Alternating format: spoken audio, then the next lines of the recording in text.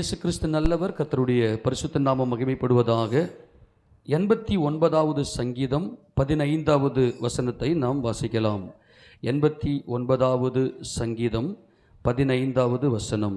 கெம்பீர சத்தத்தை அறியும் ஜனங்கள் பாக்கியமுள்ளவர்கள், கர்த்தாவே அவர்கள் உம்முடைய முகத்தின் வெளிச்சத்தில் நடப்பார்கள். கர்த்தருடைய பரிசுத்த நாமம் மகிமைப்படுவதாக. கெம்பீர சத்தத்தை அறியும் ஜனங்கள் பாக்கியமுள்ளவர்கள், கர்த்தாவே அவர்கள் உம்முடைய முகத்தின் வெளிச்சத்தில் நடப்பார்கள். இந்த வசனத்தில் ஒரு மாபெரும் ஆசீர்வாதத்தையும் ஐஸ்வர்யத்தையும் மகிமையும் தேவன் நமக்கு வைத்திருக்கிறார். கெம்பீர சத்தத்தை அறியும் ஜனங்கள் பாக்கியம் உள்ளவர்கள், கர்த்தாவே அவர்கள் உம்முடைய முகத்தின் வெளிச்சத்திலே நடப்பார்கள். கெம்பீர சத்தத்துக்கும் கர்த்தருடைய முகத்தின் வெளிச்சத்துக்கும் என்ன சம்பந்தம்? இந்த கெம்பீர சத்தம் என்பது நமது கர்த்தராகிய இயேசு கிறிஸ்துவினுடைய அவருடைய மகிமையை, அவருடைய அடக்கம் பண்ணப்படுதல், அவருடைய மரணம், அடக்கம் பண்ணப்படுதல், அவருடைய உயிர்த்தெழுதலை அறிவதுதான் இந்த கெம்பீர சத்தம், அதாவது எக்கால சத்தம். இந்த எக்கால சத்தத்தை அறிகிற அறிவு, இந்த அறிவு இந்த கெம்பீர சத்தத்தை அறியும் ஜனங்கள், இந்த அறிவு கிறிஸ்து இயேசுவை குறித்த அந்த மகிமையின் அறிவு. இருளிலிருந்து வெளிச்சத்தை பிரகாசிக்க சொன்ன தேவன் இயேசு கிறிஸ்துவின் முகத்தில் உள்ள தமது மகிமையின் அறிவாகிய ஒளியை தோன்ற பண்ணும் பொருட்டு எங்கள் இருதயங்களிலே பிரகாசித்தார். ஆக இந்த கெம்பீர சத்தம் என்பது நமது கர்த்தராகிய இயேசு கிறிஸ்துவுடைய முகத்தில் உள்ள மகிமையின் அறிவு. அதுதான் என்ன நடக்குதுன்னா, கர்த்தாவே அவர்கள் உம்முடைய முகத்தின் வெளிச்சத்தில் நடப்பார்கள். முகமுகம், ஒளி, பிரகாசம். எத்தனை பேருக்கு சந்தோஷமா இருக்கிறது? ஆமென் சொல்லாமா? கெம்பீர சத்தத்தை அறிகிற ஜனங்கள் இவர்கள் பாக்கியவான்கள். அதாவது எக்கால சத்தம். எக்கால சத்தம் அப்படின்னா என்னன்னு பார்த்தோம். எக்கால சத்தம்னா என்ன? நமது கர்த்தராகிய இயேசு கிறிஸ்துவினுடைய அந்த மகிமை, அவர் எனக்காக அவர் என்ன செய்து முடித்தார், அதுதான் கெம்பீர சத்தம். அதுதான் ஆச்சரியமான ஒளியை நாம் அறிகிற இந்த அறிவு.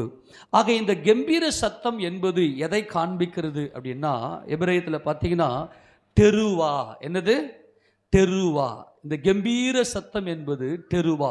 இப்போ நீங்கள் பார்த்தீங்கன்னா யூதர்கள் பார்த்தீங்கன்னா யோம் டெருவா, அதாவது எக்கால சத்தத்தின் நாள். சொல்லப்போனால் எக்கால பண்டிகையின் நாள். எக்கால பண்டிகை இருக்கு இல்லையா? எத்தனை பண்டிகை மொத்தம் இஸ்ரவேலுக்கு ஆண்டவர்? 7 பண்டிகை. அதில் 7 பண்டிகையில் 5வது பண்டிகை என்ன பண்டிகை? எக்கால பண்டிகை.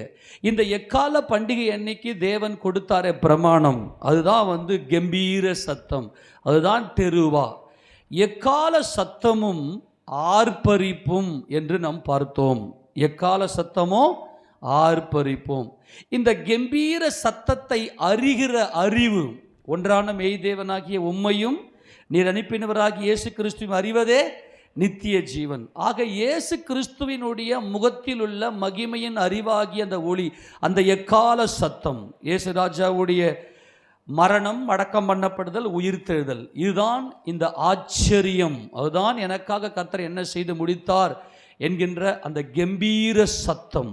அவர் அடக்கம் பண்ணப்பட்டு இயேசு ராஜாவுடைய சரீரம் பிதாவாகிய தேவனை நோக்கி எக்கால சத்தமிட்டது, கெம்பீர சத்தமிட்டது.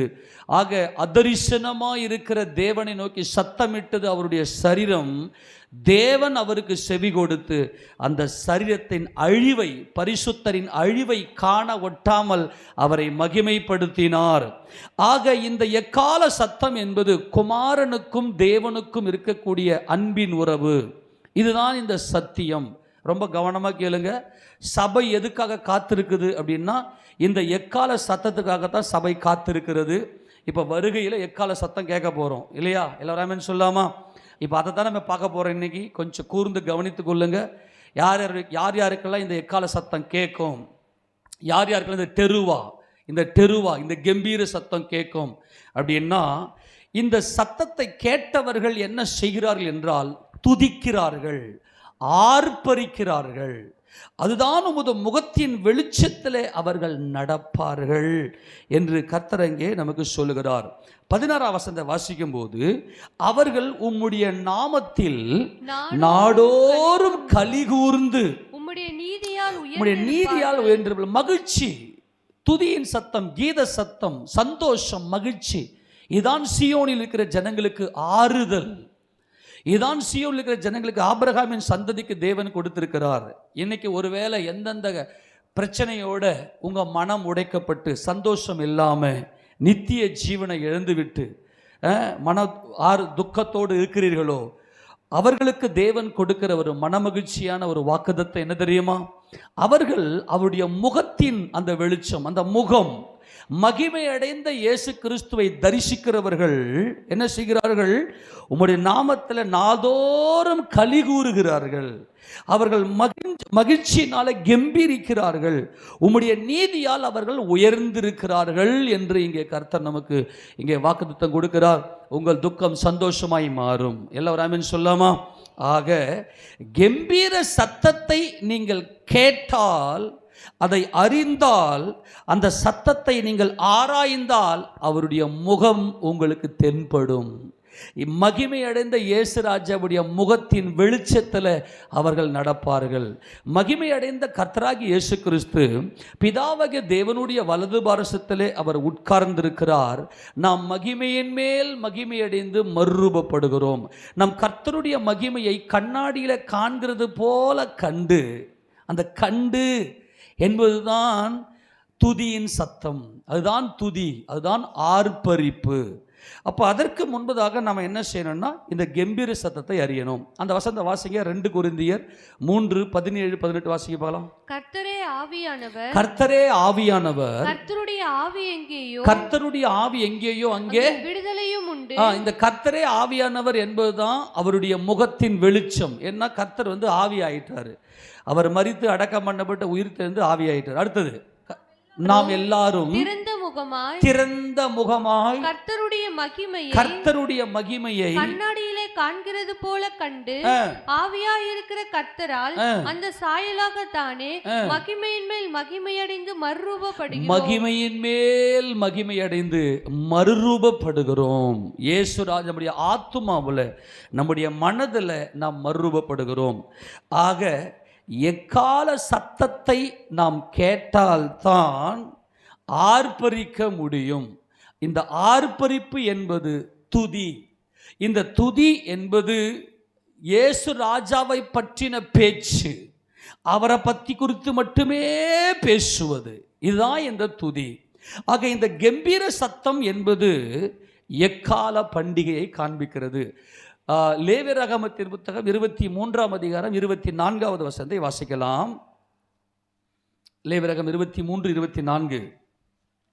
நீ இஸ்ரவேல் புத்திரரோடு சொல்ல வேண்டியது என்னவென்றால், உங்களுக்கு 7ஆம் மாதம் 1ஆம் தேதி எக்கால சத்தத்தால் ஞாபகம். இந்த எக்கால சத்தத்தால் இருக்குது இல்லையா, அதுதான் தெருவா. இந்த இடத்துல 89ஆம் சங்கீதம் 15ஆம் வசனத்தில் சொல்லப்பட்டிருக்கிற இந்த கம்பீர சத்தம் என்பது எக்கால சத்தத்தால்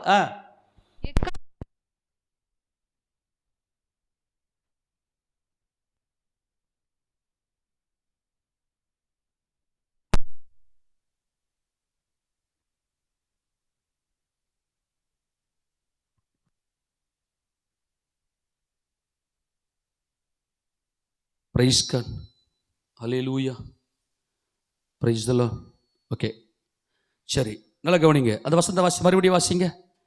இஸ்ரவேல் புத்திரரோடு சொல்ல வேண்டியது என்னவென்றால், உங்களுக்கு 7ஆம் மாதம் 1ஆம் தேதி எக்கால சத்தத்தால் ஞாபக குறியாக கொண்டாடுகிற பண்டிகை என்கிற சபை கூடும் பரிசுத்த ஓய்வு நாளாய் இருப்பதாக.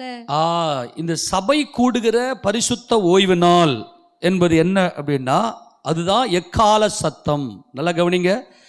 இஸ்ரவேல் ஜனங்கள் என்ன செய்தார்கள்? எரிகோ இஸ்ரவேல் ஜனங்களுக்கு முன்பதாக அடைக்கப்பட்டிருந்தது. அது சாபம், அது சபிக்கப்பட்ட ஒரு காரியத்தை அது காண்பிக்கிறது. இந்த சாபம் எல்லாம் முறிய வேண்டுமேயானால், நம்முடைய வாழ்க்கையில் நம்முடைய மனதை சஞ்சலப்படுத்தக்கூடிய, வேதனைப்படுத்தக்கூடிய, மனமகிழ்ச்சியை கெடுக்கக்கூடிய இந்த காரியங்கள்லாம் சாபம். அது அந்த சாபத்தை, அந்த அலங்கத்தை, எரிகோவின் அலங்கத்தை எப்படி உடைக்க முடியும் என்றால், எக்கால சத்தத்தை ஜனங்கள் கேட்டதும் ஆர்ப்பரிக்க வேண்டும். ஆக கம்பீர சத்தத்தை அறிகிற ஜனங்கள், அந்த கம்பீர சத்தத்தை அறிகிற அந்த அறிவு, அந்த உணர்வின் அறிவு, அது இருந்தால் தான் ஆர்ப்பரிக்க முடியும். ஆமென் சொல்லுங்க. இந்த எக்கால சத்தம், இந்த கம்பீர சத்தத்தை அறிகிற இந்த ஜனங்கள் தான் நமது கர்த்தராகிய இயேசு ராஜாவுடைய முகத்தின் வெளிச்சத்தில் நடப்பார்கள். அவரை குறித்து மட்டுமே பேசுவார்கள். ஏனென்றால் அந்த மகிமையின் கர்த்தரை, ஆவியாய் இருக்கிற கர்த்தரை தரிசிக்கிறார்கள். அவருடைய முகத்தின் வெளிச்சத்தில் இவர்கள் நடக்கிறார்கள். இதுதான் துதி, இதுதான் டெஹில்லா. இதுதான் என்னது? டெஹில்லா. இப்போ கவனிங்க, இந்த கம்பீர சத்தம்னா என்ன? 118ஆம் சங்கீதத்தில் இந்த நீதிமானுடைய கூடாரத்தில் ரட்சிப்பின் கம்பீர சத்தம், அந்த வசந்த வாசிங்க பார்க்கலாம். 14, 15 வாசிங்க பார்க்கலாம். கர்த்தர் என் பெலனும் என் கீதமுமானவர், அவர் எனக்கு ரட்சிப்பும் ஆனவர். நீதிமான்களுடைய கூடாரத்தில் இந்த ரட்சிப்பின் கம்பீர சத்தம் என்பதுதான் தெருவா, எக்கால சத்தம். இந்த எக்கால சத்தத்தை அறிகிற ஜனங்கள் பாக்கியம் உள்ளவர்கள். இவர்கள் நமது கர்த்தருடைய முகத்தின் வெளிச்சத்திலே நடப்பார்கள்.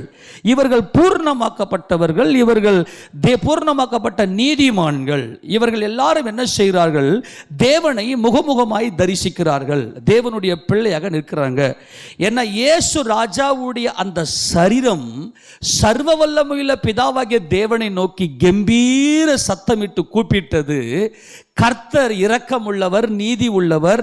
அவர் அந்த சரீரத்தை, அந்த நீதிமானுடைய பரிசுத்தருடைய அழிவை காண ஒட்டாமல் மகிமை அடைய செய்தார். இதுதான் எக்கால சத்தம். இந்த எக்கால சத்தத்தை நீ கேட்க கேட்க என்ன, ஆதியாகமத்திலிருந்து வெளிப்படுத்தின விசேஷம் வரைக்கும் இந்த எக்கால சத்தமே நமக்குள்ளே தொனித்து கொண்டிருக்கிறது. நீதிமான்களுடைய கூடாரத்தில் ரட்சிப்பின் கம்பீர சத்தம் உண்டு, கர்த்தரின் வலதுகரம். இந்த சத்தத்தை கேட்டு, கர்த்தராகிய இயேசு ராஜாவுடைய இந்த சத்தத்தை கேட்டு, அவருடைய சரீரம் பாவம் செய்யவில்லை, அவருடைய வாயில வஞ்சனை காணப்படவும் இல்லை. அவர் வையப்படும் போது பதில் வையாமலும், பாடுபடும் போது பயமுறுத்தாமலும் நியாயமாய் தீர்ப்பு செய்கிறவருக்கு தம்மை ஒப்புவித்தார். நியாயமாய் பட்சபாதம் இல்லாமல் தீர்ப்பு செய்கிறவருக்கு தம்மை தாமே ஒப்பு கொடுத்த கர்த்தராகிய இயேசு கிறிஸ்து தேவனுடைய குமாரன் என்பதே எக்கால சத்தம். எல்லாரும் சொல்லாமா? இயேசு கிறிஸ்து யாருடைய குமாரன்? அவர் தேவனுடைய குமாரன். ஆக இந்த எக்கால சத்தத்தை தேவன் கேட்டு அவர் என்ன செய்தார்? அவருடைய வலதுகரம் பராக்கிரமத்தை செய்தது. கர்த்தருடைய சரீரத்தை மகிமை அடைய செய்தார். கர்த்தர் ஆவி ஆனார். கர்த்தரே ஆவி ஆனார். இயேசு ராஜாவே ஆவி ஆனார். கர்த்தருடைய ஆவி எங்கேயோ அங்க விடுதலையும் உண்டு.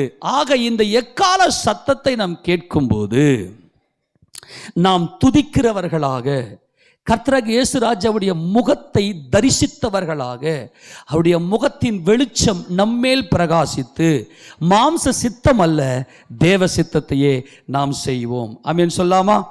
இதுதான் மகிமையான காரியமாக நமக்குள் இருக்கிறது. இப்போ நமக்கு என்ன நடக்க போகுது? இந்த கம்பீர சத்தம், இந்த எக்கால சத்தம், சபை கூடுகிற இந்த சபை கூடுதல். ஏன்னா இவங்களுக்கு என்ன இல்லைன்னா சாபம் இல்லை. சாபம் இருந்தால் தான் மனசை சஞ்சலப்படுத்தும். ஆமென் சொல்லுங்க பார்க்கலாம். என்ன இருந்தால் சஞ்சலப்படுத்தும்? சாபம். எரிகோ என்பது சாபம், சாபம் என்பது தேவ கோபம். ஆக இந்த எரிகோ நமக்கு முன்னாடி இருக்கிற வரைக்கும் நம்முடைய மனதை சஞ்சலப்படுத்தும். ஆனால் எக்கால சத்தத்தை எந்த ஜனங்கள் அறிகிறார்களோ, ஆராய்ச்சி செய்கிறார்களோ, அந்த ஜனங்கள் கலிகூர்ந்து மகிழ்ந்திருப்பார்கள், மனமகிழ்ச்சியினால் கம்பீரிப்பார்கள். இந்த மனமகிழ்ச்சி தான் நித்திய ஜீவன். இந்த நித்திய ஜீவனைத்தான் தேவன் நமக்கு இங்கே கொடுத்திருக்கிறார். இப்போ இந்த ரெண்டு காரியத்தை சொல்லிட்டு இப்போ சபை எடுத்துக்கொள்ளப்படுதல்ல இந்த எக்கால சத்தத்துடைய பங்கு என்ன என்பதை பார்க்க போகிறோம். அந்த வசந்த வாசிங்க. எரிகோ எப்படிப்பட்ட சாபம் என்று சொல்லி யோசுவா 6வது அதிகாரத்தில் அங்கே ஒரு பயங்கர ஒரு மகிமையான ஒரு இன்ஸ்ட்ரக்ஷனை கொடுப்பார். யோசுவா 6வது அதிகாரத்தில் 17வது வசனத்தை வாசிக்கலாம். 17. ஆனாலும் இந்த பட்டணமும் இதிலுள்ள யாவும் கர்த்தருக்கு சாபத்தீடாயிருக்கும். நாம் அனுப்பின ஆட்களில் ராகாப் என்னும் வேசி. போதும். இந்த பட்டணமும் இந்த பட்டணத்தில் இருக்கிற எல்லாமே கர்த்தருக்கு என்னதான்? சாபத்தீடு. இந்த சாபம் இருக்கிற வரைக்கும் மனதில் ஏதோ ஒன்று அரிச்சுக்கினே இருக்கும். இது ஸ்பிரிச்சுவல், நல்லா புரிஞ்சுக்கணும்னே. உங்கள் மனசை ஏதோ ஒன்று அரிக்குது, உங்கள் மனசை ஏதோ ஒன்று பாதிக்குது அப்படின்னா இங்கே சாபம் இருக்கிறது. ஆக இந்த எரிகோ என்கின்ற இந்த சாபம் நிர்மூலமாக வேண்டுமே ஆனால் எக்கால சத்தத்தை ஜனங்கள் கேட்டு அவர்கள் ஆர்ப்பரிக்க வேண்டும். எக்கால சத்தத்தை அறிகிற ஜனங்கள் பாக்கியம் உள்ளவர்கள். இவர்கள் கர்த்தருடைய முகத்தின் வெளிச்சத்தில் நடப்பார்கள். ஆனால் இந்த எரிகோ மதில் இடிந்து விழுகிறது அப்படின்னா என்ன அர்த்தம்னா, இனி ஒரு சாபம் இல்லை. வெளிப்படுத்தின விசேஷம் 22வது அதிகாரத்தில் அங்கே வேதம் நமக்கு சொல்லுகிறது, அங்கே அந்த சீயோன் எருசலேம் என்ற பரம எருசலேமுக்குள்ள இனி ஒரு சாபமும் இராது. 3ஆம் வசனத்தை வாசிக்க பார்க்கலாம். இனி ஒரு சாபமும் இராது, தேவனும் ஆட்டுக்குட்டியானவரும் இருக்கிற சிங்காசனம் அதில் இருக்கும். ஆக சிங்காசனத்தில் வீற்றிருக்கிற பிதாவாகிய தேவனையும் பிதாவாகிய தேவனுடைய வலது பாரசத்தில் உட்கார்ந்திருக்கிற கர்த்தருடைய அந்த முகத்தின் வெளிச்சத்தில் நடப்பது என்பதுதான் துதி. நல்லா புரிஞ்சு போச்சா? எக்கால சத்தம் கேட்கணும். இந்த எக்கால சத்தம் என்பது என்ன? இப்ப இயேசு ராஜா சபையை மீட்டுக் கொள்ளும்படி வரப்போகிறார். அவர் எப்படி வருகிறார்? அவர் எப்படி ஏன்னா இனி ஒரு சாபமும் இல்லை. சாபம் இல்லை என்று சொன்னால் அங்கே எக்கால சத்தத்தை கேட்கணும். அதை கேட்ட ஜனங்கள் ஆர்ப்பரிப்பார்கள். இந்த ஆர்ப்பரிப்பு என்பதுதான் துதி, அதுதான் டெஹிலா. இந்த ஆர்ப்பரிப்பு என்பது என்னன்னா, என் சொந்த பேச்சு அல்ல, என் கர்த்தரை குறித்த பேச்சு. என் வாயில வரதெல்லாம் என் கர்த்தரை குறித்த பேச்சு மட்டுமே என்பதுதான் இந்த எக்கால சத்தம். ஆக இப்ப கர்த்தர் என்ன பண்ணாருன்னா, இப்ப சபையை மீட்கிறதுக்கு வரப்போறாரு. வாசிக்க பார்க்கலாம். 1 தெசலோனிக்கேயர் புத்தகம் அதுல 4வது அதிகாரம் 15 வாசிப்பாக்கலாம். கர்த்தருடைய வார்த்தையை முன்னிட்டு நாங்கள் உங்களுக்கு சொல்லுகிறதாவது, கர்த்தருடைய வருகை மட்டும் உயிரோடு இருக்கும் நாம் நித்திரை அடைந்தவர்களுக்கு முந்திக் கொள்வதில்லை. ஏனெனில் கர்த்தர் தாமே ஆரவாரத்தோடும் பிரதான தூதனுடைய சத்தத்தோடும் தேவ எக்காலத்தோடும் வானத்திலிருந்து இறங்கி வருவார். அப்பொழுது கிறிஸ்துவுக்குள் மரித்தவர்கள் முதலாவது எழுந்திருப்பார்கள். பின்பு உயிரோடு இருக்கும் நாமும் கர்த்தருக்கு எதிர்கொண்டு போக மேகங்கள் மேல் அவர்களோட கூட ஆகாயத்தில் எடுத்துக்கொள்ளப்பட்டு இவ்விதமாய் எப்பொழுதும் கர்த்தருடனே கூட இருப்போம். இவ்விதமாய் எப்பொழுதுமே கர்த்தருடனே கூட இருப்போம் என்பது அவருடைய முகத்தின் வெளிச்சம். அவருடைய முகத்தின் வெளிச்சம். ஆமென். எல்லாரும் ஆமென் சொல்லுங்க. இப்போ இங்கே 3 சத்தம், 3 காரியங்கள் இங்கே நடக்குது. என்னது? கர்த்தர் தாமே ஆரவாரம். நல்லா கவனிங்க. இந்த ஆரவாரம் எக்கால சத்தம் கேட்கிற ஜனங்கள் தான் ஆரவாரிப்பார்கள். கம்பீர சத்தத்தை கேட்கிற ஜனங்கள் தான் ஆரவாரம் செய்கிறார்கள். ஆக ஆரவாரம் என்பதுதான் துதி. அவரை குறித்த பேச்சு, அவரை குறித்த அறிவினால் நிறைந்திருப்பது. கர்த்தராகிய இயேசு கிறிஸ்துவை அறிகிற அறிவினால் உலகத்தின் அசுத்தங்களுக்கு தப்பினோம் என்று பேதுரு எழுதுகிறார். அவரை அறிகிற அறிவில் அவருடைய திவ்ய வல்லமை, அவருடைய திவ்ய சுபாவத்துக்கு பங்காக மாறுகிறோம் என்று எழுதுகிறார். ஆக இந்த முதல்ல எக்கால சத்தத்தை யார் அறிகிறார்கள்? முதல்ல கவனி, எக்கால சத்தம். கர்த்தர் தாமே ஃபர்ஸ்ட் ஆரவாரத்தோடு வருகிறார். அடுத்தது பிரதான தூதனுடைய சத்தம் வருகிறது. அடுத்தது தேவ எக்காலம். இங்க பாருங்க, இங்கேயும் இங்க எக்காலம் வருது, ஆரவாரம் வருது. எத்தனை பேருக்கு சந்தோஷமா இருக்குது? எத்தனை பேருக்கு இது ஆர்வமா இருக்குது? ஆமேனா? சரி கவனிங்க. எரிகோவுக்கும் கர்த்தருடைய வருகைக்கு என்ன சம்பந்தம்? அதுதான் நம்ம பார்த்தோம். எரிகோ என்பது சாபம். ஆனால் தேவனுக்கு முன்பதாக சாபமே கிடையாது. சாபம் இல்லாமல் இருப்பதுதான் தேவ பிள்ளை. சாபம் இருக்கிறது என்பதற்கான அடையாளம் என்ன? அதான் சொல்லணும். எரிகோ அந்த பட்டணம், அந்த மதில், அந்த அலங்க நல்ல பயங்கரமான மதிலாக இருக்கிறது. அது மதில் பயங்கரமான கோட்டை சுவர் இருக்கிறது. அதுக்கு கோட்டைக்கு கதவு இருக்கிறது. ஒருத்தர் உள்ளே போகவும் முடியல, ஒருத்தர் வெளியே வரவும் முடியல. அது மனக்குழப்பத்தை, மன வலியை காண்பிக்கிறது. அந்த மன சஞ்சலம், இதுதான் சாபம். இந்த சஞ்சலத்தோடு, இந்த வலிகளோடு இருக்கிறவர்களால தேவனுடைய பிள்ளை என்கின்ற அனுபவத்துக்குள்ளே போக முடியாது. ஆனால் ஒரு காலத்தில் கர்த்தரை அறியாதிருந்த நாட்களில் ஒரு சின்ன சின்ன விஷயங்கள் நினச்சா கூட மனசெல்லாம் வலி, பாரம், துக்கம், கண்ணீர், கவலை, வேதனை. நெஞ்செல்லாம் கனத்து அப்படிப்பட்ட சாபத்தில் இருந்தோம். ஆனால் இன்றைக்கு இந்த எரிகோ மதில் இடிந்து விழுந்திருக்கிறது. நமக்கு முன்பதாக இந்த எரிகோ இல்லை. நாம் இந்த எரிகோ பட்டணத்தின் மேலே ஏறினோம் என்று நாம் பார்த்தோம். இது எப்படி நடந்துச்சு? எக்கால சத்தம், சொஃபேர் எக்கால சத்தத்தை கேட்டோம், ஜனங்கள் ஆர்ப்பரித்தார்கள். ஆக எக்கால சத்தத்தை கேட்டு, சொஃபேர் ரொம்ப முக்கியம். 2 வார்த்தை 2 இருக்கிறது எக்காலத்தில். இதை கொஞ்சம் புரிந்து கொண்டு நம்ம அடுத்து நம்ம போகலாம். இப்போ 2 எக்காலம் இருக்குது. ஒன்று, நல்லா சொல்லப்போனால் எக்காலம் அப்படின்னு சொன்னாவே என்னது அப்படின்னா, ஆட்டு கொம்புல அல்லது மாட்டு கொம்புல செய்வதுக்கு பேர் சொஃபேர். அதுக்கு பேர் என்ன பேர்? சொஃபேர். ஆனால் என்னாகமம் 10வது அதிகாரத்தில் கர்த்தர் 2 வெள்ளி பூரிகைகளை ஓத சொல்லுவார். நல்லா கவனிங்க, இந்த டிஃபரெண்ட்டை புரிஞ்சுக்கணும். 2 வெள்ளி பூரிகைகளை செய்ய சொல்வார். அந்த வெள்ளி பூரிகை தமிழில் நல்லா டிஃபரெண்ட் பண்ணியிருக்கிறாங்க. அதுக்கு எக்காலம் என்று சொல்லி, இதுக்கு பூரிகை, வெள்ளி பூரிகை என்று சொல்லி. அதுக்கு எபிரேய பாஷையில் பார்த்தீங்கன்னாக்கா கொஞ்சம் நாக்கெல்லாம் நல்லா நெளிச்சு சொன்னா தான் இந்த வார்த்தை நமக்கு புரியும். அதுக்கு பேர் பார்த்தா கட்சோ செராக் சொல்லப்போனால் கட்சோ ஜெராக் சொல்லுங்க போலாம். கட்சோ ஜெராக் ஒரு முறை வாய்த்த சொல்லிட்டீங்கன்னா வந்துடும். கட்சோ ஜெராக் சொல்லுங்க. கட்சோ ஜெராக் என்பது வெள்ளி பூரிகை. இந்த வெள்ளி பூரிகை என்பது யுத்தத்துக்கு போகும்போது அல்லது சபைக்குள்ளேயே கூடும்போது, இஸ்ரவேல் சபைக்குள்ளேயே கூடும்போது அது என்னது அப்படின்னா, அதுக்கு வெள்ளி பூரிகையை ஊதணும். அது எப்படிலாம் ஊதணுன்ற இன்ஸ்ட்ரக்ஷன் ஆண்டவர் கொடுத்துருப்பார். ஆனால் இந்த சொஃபேர் என்பது சாபத்தை முறிப்பது. அது இந்த உலகத்துக்கு அப்பாற்பட்ட தேவனோடு கூட நம்மை கொண்டு போய் சேர்ப்பது. அதுதான் சொஃபேர் பயன்படுத்தணும். சொஃபேர் எதுக்கு பயன்படுத்தணும்னா, சாபமே இல்லை. ஒருவேளை நமக்குள்ள சாபம் இருக்கும், தேவனுக்கு விரோதமான அந்த பாவ காரியங்கள்லாம் இருக்கும் என்கின்ற அந்த காரியத்துக்காக தான் சொஃபேர் பயன்படுத்தணும். அதுதான் பார்த்தீங்கன்னா யாம் தெருவா என்று சொல்லக்கூடிய எக்கால பண்டிகை அன்னைக்கு பயன்படுத்தணும். சரி, இப்போ நான் ஒன்று சொல்கிறேன். இப்போ இதுக்கு பேர் என்ன பேர்? வெள்ளி பூரிகைக்கு பேர் என்ன பேர்? கட்சோ ஜெராக் சொல்லுங்க. கட்சோ ஜெராக் தான் வெள்ளி பூரிகை. அதுக்கு பேர் சொஃபேர். அந்த ஆட்டு கொம்புல மாட்டு கொம்புல ஊதுறதுக்கு பேர் இது கொம்பு எக்காலம் சொல்லுங்களா. கொம்பு எக்காலம், அந்த கொம்பு எக்காலத்துக்கு பேர் சொஃபேர். வெள்ளி பூரிகைக்கு பேர் காட்சோ ஜெராக் சொல்லுங்க. காட்சோ ஜெராக். சரி, இப்போ கர்த்தர் தாமே ஆரவாரத்தோட வருகிறார். கர்த்தர் எதில் வராரு? ஆரவாரம். சரி, யார் ஆரவாரம் செய்வார்கள்? யார் ஆரவாரம் செய்வாங்க? எக்கால சத்தத்தை கேட்கிறவங்க தான் என்ன பண்ணுவாங்க? ஆரவாரம் செய்கிறார்கள். இப்ப கர்த்தரே ஆரவாரத்தோடு வருகிறார். கர்த்தருக்கு மணவாட்டியின் மேல அவ்வளவு வாஞ்சை, கர்த்தருக்கு மணவாட்டியின் மேல அவ்வளவு மனமகிழ்ச்சி, கர்த்தருக்கு சபையின் மேல அவ்வளவு தாகமும் அவ்வளவு தவிப்புமாய் இருக்கிறார். கர்த்தர் தாமே ஆரவாரம் செய்கிறார். ஆரவாரம் என்பது அது துதியை காண்பிக்கிறது. அது ஒரே பேச்சு, அதுதான் ஆரவாரம் இல்லையா? எப்படி சொன்ன? ஒரே பேச்சு.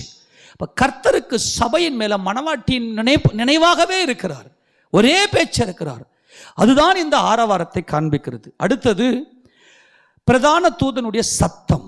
அடுத்தது எக்காலம். இந்த எக்காலம் என்பது தான் நல்லா டிஃபரெண்ட், நல்லா புரிஞ்சுக்கணும். எக்காலம் என்பது நமது கர்த்தராகிய இயேசு கிறிஸ்துவினுடைய வல்லமையை, ஜெயத்தை காண்பிக்கிறது. எக்கால சத்தத்தை கேட்கிற, அந்த கம்பீர சத்தத்தை கேட்கிற ஜனங்கள் பாக்கியம் உள்ளவர்கள். நீதிமான்களுடைய கூடாரத்தில் ரட்சிப்பின் கம்பீர சத்தம் ஒலிக்கும் என்று சொல்லி பார்க்கிறோம்.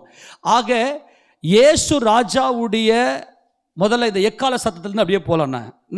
எக்கால சத்தம் கர்த்தர் தேவ எக்காலம். இந்த தேவ எக்காலம் என்பது நமது கர்த்தராகிய இயேசு கிறிஸ்துவினுடைய வல்லமை. அவர் எப்படியெல்லாம் ஜெயம் எடுத்தார், எனக்காக அவர் என்ன செய்து முடித்தார், யூதா எனக்காக அவர் எப்படிப்பட்ட காரியத்தெல்லாம் செய்தார் என்பதுதான் எக்காலம். இந்த எக்காலத்தை யார் ஊதணும்? எக்காலத்தை யார் ஊதணும்? சொஃபேரை யார் மட்டும்தான் ஊதணும்? ஆசாரியர்கள் மட்டுமே சொஃபேர் ஊதணும். ஆனால் வெள்ளி பூரிகைகளை யாரெல்லாம் ஊதலாம் அப்படின்னா, லேவியர்கள் வெள்ளி பூரிகைகளை ஊதலாம். ஆனால் சொஃபேர் என்பது யார் மட்டும்தான் ஊதணும்? ஏழு எக்காலங்களை பிடித்து கொண்ட 7 ஆசாரியர்கள் அப்படின்னு சொல்றாரு இல்லையா. நல்லா கொஞ்சம் டீப்பா போறேன், கொஞ்சம் நல்லா புரிந்து கொள்ளுங்க. தேவன் நமக்கு உதவி செய்வாராக. தேவ எக்காலம் என்பது முதல்ல ஆரம்பிக்கலாம். இந்த தேவ எக்காலம் என்பது ஆசாரியர்கள் ஊதுவது இல்லையா. அந்த வசந்த வாசி மறுபடியும் யோசுவாவின் புத்தகம் 6வது அதிகாரத்தில் எக்காலங்களை பிடித்துக் கொண்டிருக்கிற 7 ஆசாரியர்கள், அந்த வசன வாசி. எந்த வசனம் அது? 4ஆம் வசனம். 7 ஆசாரியர் பெட்டிக்கு முன்பாக 7 கொம்பு எக்காலங்களை பிடித்து கொண்டு போக வேண்டும். நல்லா கவனிக்கணும், 7 கொம்பு எக்காலங்களை பிடித்து கொண்டு போகணும். தேவ எக்காலம் அப்படின்னா என்ன அப்படின்னா, இவங்க என்ன செய்யணும்னா ஆசாரியர்கள் ஊத வேண்டும், எக்காலத்தை ஊத வேண்டும். எக்காலத்தை ஊதுவது அப்படின்னா என்னன்னா, இயேசு ராஜா 6வது நாளில் மரித்து 7வது நாளில் அடக்கம் பண்ணப்பட்டார். அவர் தேவனுடைய குமாரனா இருக்கிறார். ஆதியாகமத்திலிருந்து வெளிப்படுத்தின விசேஷம் வரைக்கும் இருக்கக்கூடிய அத்தனை ரகசியங்களையும் அறிகிற அறிவு தான் கம்பீர சத்தம். அதுதான் எக்கால சத்தம். ஆசாரியர்களுடைய வேலை என்ன வேலை அப்படின்னா, லேவியராகமத்தின் புத்தகம் இவங்க ஊதுகிற இந்த கம்பீர சத்தம் என்ன அப்படின்னா, லேவியராகமம் 10வது அதிகாரத்தில் அதுல 8லிருந்து வாசிக்க பார்க்கலாம். கர்த்தர் ஆரோனை நோக்கி, நீயும் உன்னோட கூட உன் குமாரரும் சாகாதிருக்க வேண்டுமானால் ஆசரிப்பு கூடாரத்துக்குள் பிரவேசிக்கிற போது திராட்சரசத்தையும் மதுவையும் குடிக்க வேண்டும். இந்த திராட்சரசம் மதுவையும் குடிப்பது என்பது உன் சொந்த பேச்சு. நல்லா கவனிக்கணும், இது என்னது? உன்னுடைய சொந்த பேச்சு. இது உன் போதைய, உன் மாம்ச போதையை காண்பிக்கும். அதனால ஆரோனே, நீயும் உன் சந்ததியும் என்ன பண்ணக்கூடாது? திராட்சரசம் மதுவும் குடிக்கவே கூடாது. அடுத்தது, பரிசுத்தம் உள்ளதற்கும் என்னாச்சு மைக்கு வசந்தவாசி, பரிசுத்தம் உள்ளதற்கும் பரிசுத்தம் இல்லாததற்கும் தீட்டு உள்ளதற்கும் தீட்டு இல்லாததற்கும் வித்தியாசம் பண்ணும்படிக்கும் கர்த்தர் மோசேயை கொண்டு இஸ்ரவேல் புத்திரருக்கு சொன்ன சகல பிரமாணங்களையும் அவர்களுக்கு போதிக்கும்படிக்கும் இது உங்கள் தலைமுறை தோறும் நித்திய கட்டளையா இருக்கும். இதுதான் எக்கால சத்தம். ஆமெனா. தேவ எக்காலம் என்ன தெரியுமா? எக்காலம் என்பது இயேசு ராஜாவுடைய சரீரம், அடக்கம் பண்ணப்பட்ட தேவகுமாரனுடைய சரீரம் தேவனை நோக்கி சத்தமிட்டது. ஆக பரிசுத்தம் உள்ளதற்கும் பரிசுத்தம் இல்லாததற்கும் உள்ள வித்தியாசத்தை, தேவ பரிசுத்த குமாரனுடைய பரிசுத்தத்தை, தேவ பரிசுத்தத்தை, தேவனுக்கும் குமாரனுக்கும் இருக்கக்கூடிய இந்த உடன்படிக்கையை எடுத்து போதிப்பதே எக்கால சத்தம். எத்தனை பேர் புரியுது? ஆமேனா? புரிஞ்சு போச்சா? இயேசு ராஜாவுடைய சரீரம் தேவனை நோக்கி கம்பீர சத்தமிட்டது. இந்த வேதத்தினுடைய நோக்கமே என்னன்னா, இயேசு கிறிஸ்து தேவனுடைய குமாரன், அவர் தேவன். இது எதை காண்பிக்கிறது என்றால், அப்போஸ்தலர் தீர்க்கதரிசன ஊழியம், அப்போஸ்தலர் தீர்க்கதரிசிகள் என்பவர்களுடைய அஸ்திபாரம், அப்போஸ்தலருடைய உபதேசம். எடுத்து வாசிக்க பார்க்கலாம். அப்போஸ்தலர் நடபடிகளின் புத்தகம் 2வது அதிகாரத்தில் இஸ்ரேல், அதாவது சபை கூடுகிற அந்த நாளிலே, சபை பிறந்ததுமே அந்த நாளில் இவங்க எல்லாம் என்ன செய்தாங்க? 42 வாசிக்க பார்க்கலாம். அவருடைய அப்போஸ்தலருடைய உபதேசத்திலும் அந்யோன்யத்திலும் அப்பம் பிற்குதலிலும் ஜெபம் பண்ணுதலிலும் உறுதியாய் தரித்திருந்தார்கள். தேவ எக்காலம் அப்படின்னா என்னன்னா, அப்போஸ்தலருடைய உபதேசம். புரிஞ்சு போச்சா? ஆமேனா? இவர்கள் மரித்து அடக்கம் பண்ணப்பட்டு உயிர் தெழுந்த இயேசு கிறிஸ்துவுக்கு சாட்சிகள் என்று இவர்கள் புறஜாதிக்கு பிரசங்கித்தார்கள். அதை நம்ம மறுபடியும் வாசிக்கலாம். 10வது அதிகாரத்தில், அப்போஸ்தலர் நடபடிகள் புத்தகம் 10வது அதிகாரத்தில் அங்கே பேதுரு பிரசங்கம் பண்ணுவார் இல்லையா? வாசிப்பாக்கலாம். 40 வாசிங்க. 10:40 மூன்றாம் நாளிலே தேவனவரை எழுப்பி பிரத்யட்சமாகும்படி காணும்படி செய்தார். இதுதான் எக்கால சத்தம். தேவன் அதரிசனமாய் இருக்கிற சர்வ வல்லமையுள்ள தேவன் நமது கர்த்தராகிய இயேசு கிறிஸ்துவை அவர் 3வது நாளிலே உயிரோடு எழுப்பி எல்லாருக்கும் பிரத்யட்சமாய் காணும்படி செய்தார் என்கின்ற இந்த அப்போஸ்தல உபதேசம். அப்போஸ்தல உபதேசம் என்பது, நல்ல கவனிங்க, அது அன்பின் உபதேசம். அப்போஸ்தலர் தீர்க்கதரிசி, அப்போஸ்தலர் தீர்க்கதரிசி ரெண்டும். இதுதான் மெல்கிசேதேக்கின் முறைமையின்படியான உபதேசம். இந்த தொடர்ந்து வாசிங்களேன். ஆயினும் எல்லா ஜனங்களுக்கும் பிரத்யட்சமாகும்படி செய்யாமல் அவர் மரித்தோரிலிருந்து எழுந்த பின்பு அவரோடே புசித்து குடித்தவர்களும் தேவனால் முன்பு நியமிக்கப்பட்ட சாட்சிகளும் ஆகிய எங்களுக்கே பிரத்யட்சமாகும்படி செய்தார். ஆமென் சொல்லுங்க பார்க்கலாம். இதுதான் எக்கால சத்தம். அப்போஸ்தலருடைய உபதேசம் என்ன? தேவனுக்கும் குமாரனுக்கும் இருக்கக்கூடிய அந்த அன்பின் உடன்படிக்கை, அன்பின் உபதேசம், தேவ அன்பின் உபதேசம். கற்பனையின் பொருள் என்னவெனில், சுத்த இருதயத்திலும் நல் மனசாட்சியிலும் மாயமற்ற விசுவாசத்திலும் பிறக்கும் அன்பே. 1 தீமோத்தேயு 1:5 நாம் வாசிக்கிறோம் இல்லையா? இந்த அன்பின் உபதேசம், தீர்க்கதரிசிகள் என்பது தேவனை பற்றிய ரகசியங்கள். இதுதான் தேவ எக்காலம். ஆசாரியர்கள் தான் இந்த எக்காலத்தை ஊதணும். ஆமெனா இல்லையா? அப்போ ஆசாரியர் எக்காலத்தை ஊதுறாங்க அப்படின்னா என்ன அர்த்தம்னா, அப்போஸ்தல உபதேசம். யாரெல்லாம் அப்போஸ்தல உபதேசத்திலும் அந்யோன்யத்திலும் அப்போஸ்தலனோடு ஐக்கியத்திலும் நல்ல ஊழியக்காரனோட உபதேசத்தை நிமித்தம் அந்த அளவுக்கு ஐக்கியமாக இருப்பாங்க. ஊழியக்காரனுக்கு ஒரு தெளிவு இருக்கும், இவங்களுக்கு இந்த எக்கால சத்தம் கேட்கும்.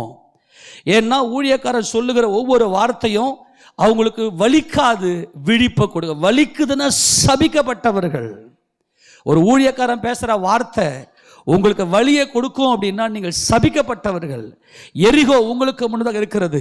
ஆனால் அப்போஸ்தலர் தீர்க்கதரிசிகள் என்பவருடைய இந்த உபதேசத்தினால் கட்டப்பட்டிருக்கிற, அப்போஸ்தலர் தீர்க்கதரிசி என்பது அஸ்திபாரத்தின் மேல் கட்டப்பட்டிருக்கிற இந்த அனுபவத்தில் இருக்கிறவர்கள் தான் தேவ எக்காலம் அவருடைய காதல துணிக்கும். ஏனென்றால் பிதாவாகிய தேவனுக்கு மகிமையாக இயேசு கிறிஸ்து கர்த்தர் என்று நாவுகள் யாவும் அறிக்கை பண்ணும்படிக்கு, பிதாவாகிய தேவனுக்கு எது மகிமை என்றால் இயேசு கிறிஸ்து தான் கர்த்தர். ஆமென் சொல்லுங்க பார்க்கலாம்.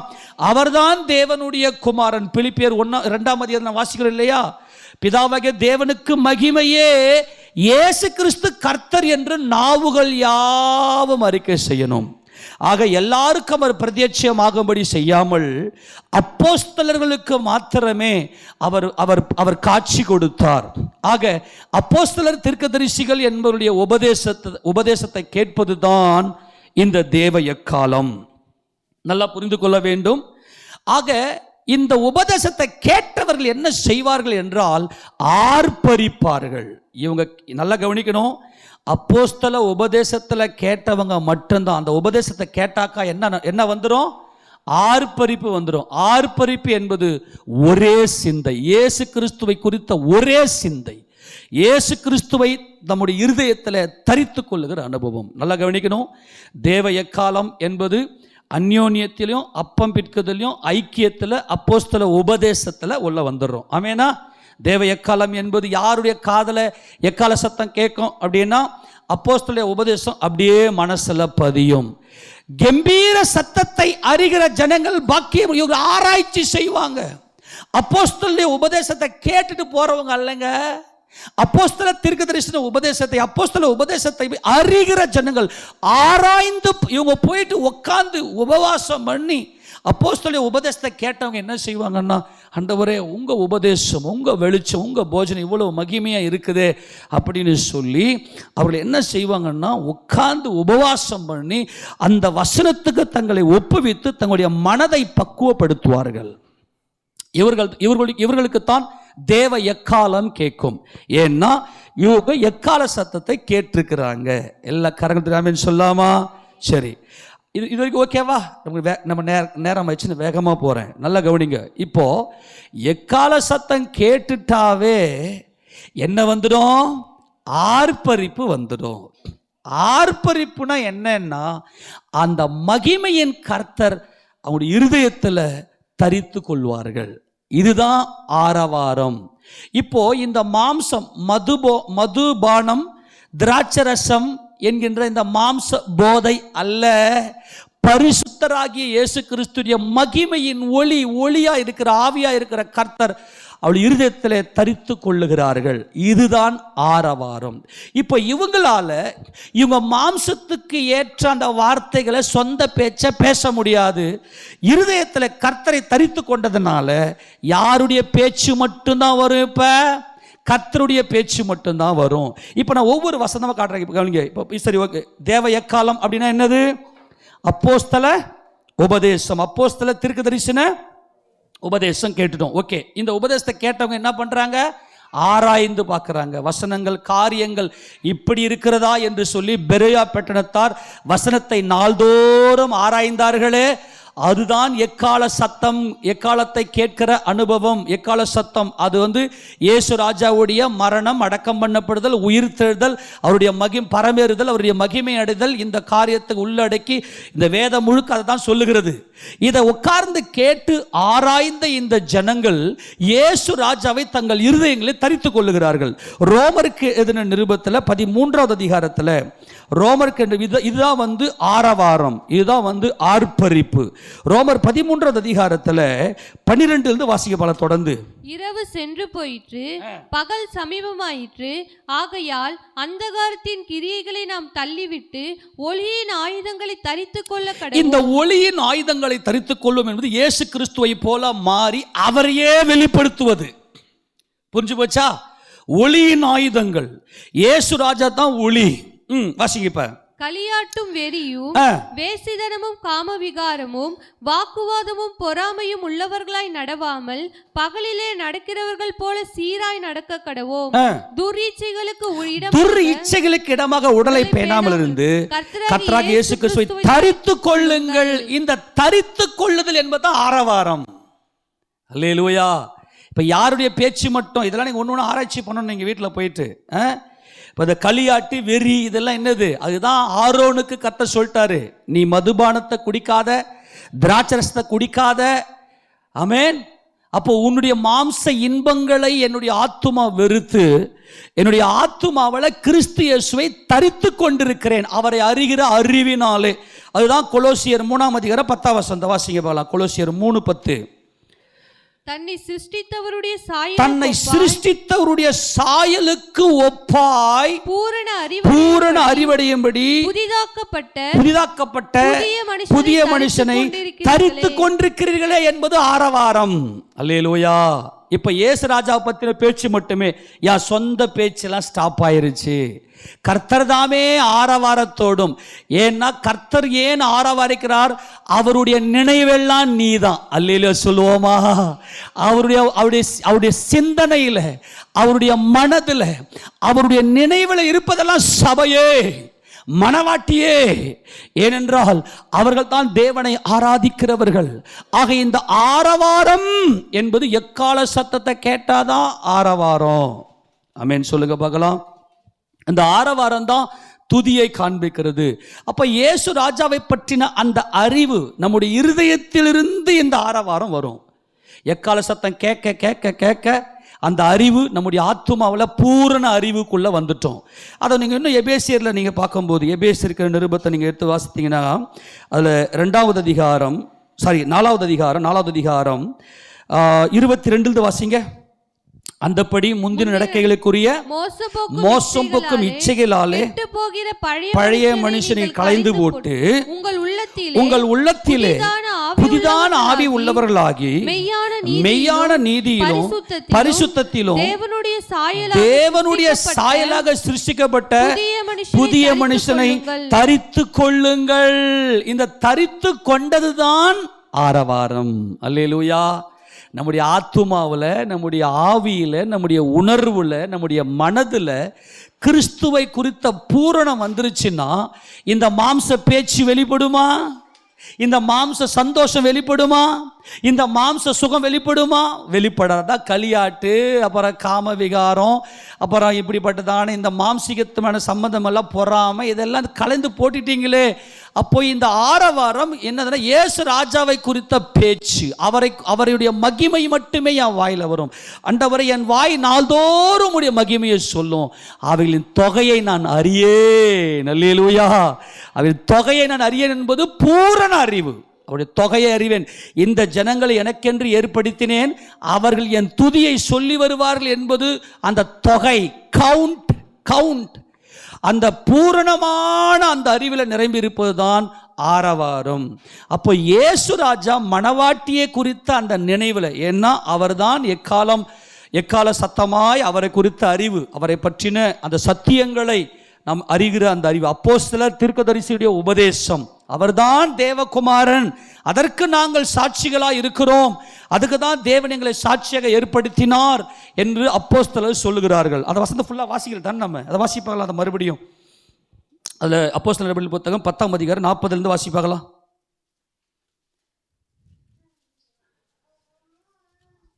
மூன்றாம் நாளிலே தேவன் அவரை எழுப்பி பிரத்யட்சமாய் காணும்படி செய்தார்.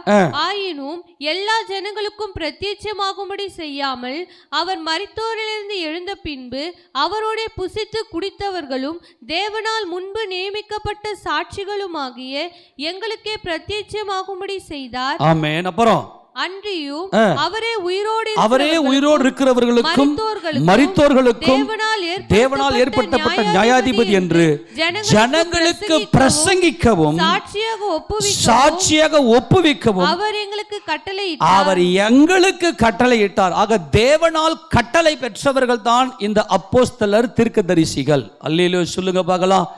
அப்போஸ்தலர்கள் என்பவர்கள் தேவனால், நல்ல கவனிங்க, கர்த்தராகிய இயேசு கிறிஸ்துவினுடைய மரணம், அடக்கம், உயிர்த்தெழுதலுக்கு சாட்சி அவர்கள் என்ன செய்கிறார்கள் என்றால், தேவனால் கட்டளை பெற்றவர்கள்.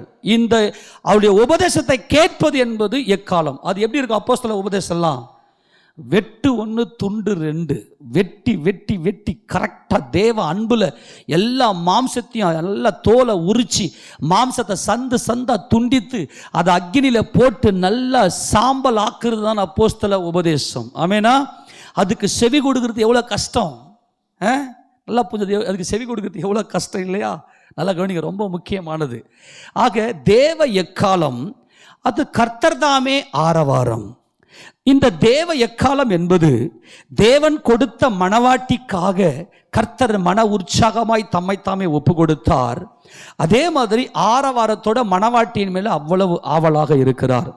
ஆக எக்கால சத்தம் உள்ள இருந்தா தான் ஆர்ப்பரிப்பு இருக்கும். சும்மாங்காட்டியே நானும் ஆர்ப்பரிக்கிறேன், சும்மாங்காட்டியே நானும் இன்னைக்கு நல்லா புரிஞ்சுக்கணும். நல்லா இன்னைக்கு எல்லாருமே கிறிஸ்தவர்களாம், எல்லாருமே நாங்களும் மணவாட்டி சபையை சேர்ந்தவர்கள் அப்படின்னு சொல்லுவாங்களா அப்படின்னு பார்த்தா ஒன்றுமே சொல்ல முடியாது. நல்லா புரிஞ்சுக்கணும். எல்லாருமே சொல்லுங்க பார்க்கலாம்.